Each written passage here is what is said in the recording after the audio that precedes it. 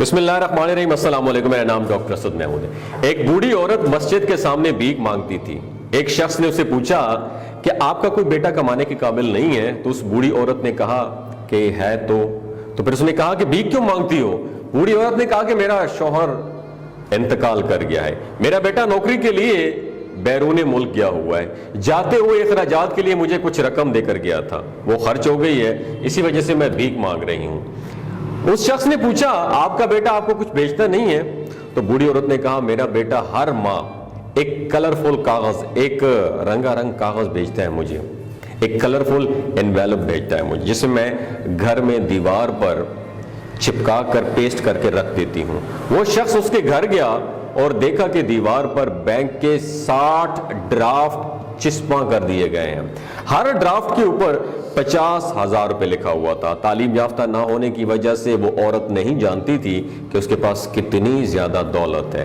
اس شخص نے اسے ڈرافٹ کی امپورٹنس سمجھائی، اہمیت سمجھا دی، تو وہ عورت بہت خوش ہوئی اور حیران بھی ہوئی اور پریشان بھی ہوئی کہ دولت ہوتے ہوئے بھی وہ بھیک مانگتی رہی ہے۔ دوستو، یہ کہانی آپ لوگوں کے ساتھ، پاکستانیوں کے ساتھ، آپ کے ساتھ شیئر کرنے کا بنیادی مقصد یہ ہے کیونکہ اس وقت پوری دنیا میں ہمارے اوپر ایک لیبل لگ چکا ہے، ہم بیکاری ہیں۔ ایسی حالت بھی ہماری حالت جو ہے نا اسی بوڑھی عورت کی طرح ہے۔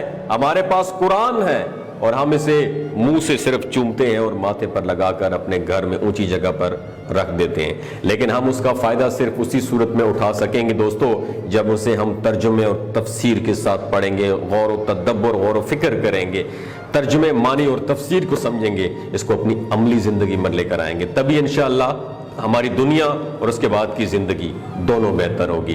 بہت بڑا خزانہ اللہ پاک نے ہمیں دیا ہے، ہمارے پاس بہت بڑا خزانہ ہے، لیکن ہماری جہالت کی وجہ سے، اس میں چھپے انعامات سے آج ہم سب مسلمان محروم ہیں اور در بدر کی ٹھوکریں کھا رہے ہیں۔ ہمارے اوپر ماتھے کے اوپر لیبل لگا ہوا ہے کہ ہم بیکاری ہیں، اور اسی خزانے کو گورا، انہی انعامات کو، خزانوں کو ڈگ آؤٹ کر کے، کھود کر چاند پر پہنچ گیا ہے، ایون کہ انڈیا بھی پہنچ گیا ہے، ترقی حاصل کر رہا ہے اور ہمارے اوپر راج کر رہے ہیں یہ لوگ۔ بدقسمتی ہماری یہی ہے، ہم جاہل ہیں، پڑھے لکھے جاہل ہیں، ہم بیکاری ہیں، اس لیے ہم ان تمام خزانوں اور انعامات سے محروم ہیں۔ اللہ تعالی ہم سب کو قرآن پاک کی عظمت کو سمجھنے کی توفیق عطا فرمائے، آمین یا رب العالمین۔ اگر یہ آپ کو ویڈیو اچھی لگی ہو تو اسے شیئر مت کیجیے گا، خدا نہ خواستہ یہ ویڈیو حکمرانوں کے پاس چلی جائے تو آپ کے اوپر بھی بیکاری کا ٹھپا لگا کے اور آپ کو بتائیں گے کہ آپ بھی بیکاری ہیں اور آپ نے یہ ویڈیو شیئر نہیں کرنی۔ ہو سکتا ہے دوستو قرآن کو، قرآن کے ترجمے کو یونیورسٹیز میں، کالجز میں نافذ کر کے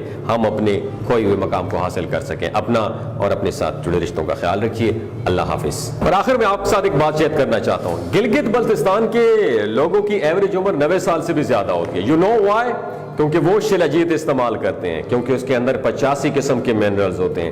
اگر آپ چیزوں کو جلدی بھول جاتے ہیں، مردانہ کمزوری محسوس کرتے ہیں، اولاد جیسی نعمت سے محروم ہیں، آپ کے ٹیسٹوسٹیرون ہارمونز کا ایشو ہے اور آپ سدا بہار جوان نظر آنا چاہتے ہیں، خون کی کمی کو دور کرنا چاہتے ہیں، موٹاپا کم کرنا چاہتے ہیں اور ہڈیوں اور جوڑوں کے دردوں سے نجات حاصل کرنا چاہتے ہیں، تو ڈاکٹر اسد محمود کی شلاجیت ضرور استعمال کیجیے گا۔